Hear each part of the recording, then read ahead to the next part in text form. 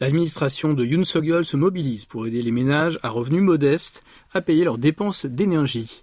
Le premier secrétaire présidentiel à l'économie a annoncé aujourd'hui des mesures en ce sens.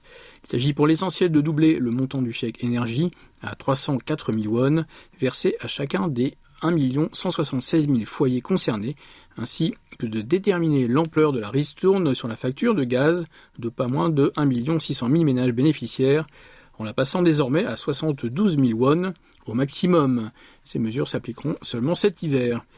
Choi Sang-mok a alors affirmé que le gouvernement poursuivait ses efforts visant à minimiser la facture d'énergie des Sud-Coréens, bien que son augmentation soit inévitable en raison des facteurs extérieurs.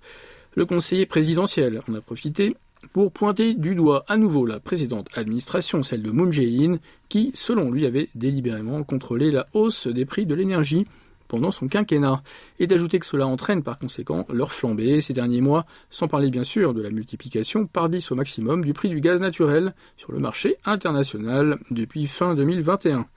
Le parti du pouvoir du peuple, le PPP, a lui aussi dénoncé une politique populiste du gouvernement de Moon.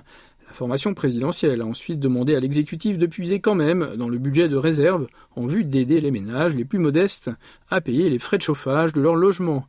Dans le camp d'en face, le Minju, dont faisait partie le prédécesseur de Yoon Suk-yeol, a rejeté la responsabilité sur l'actuel gouvernement qui, selon lui, n'a pas fait suffisamment d'efforts pour élaborer des mesures pertinentes.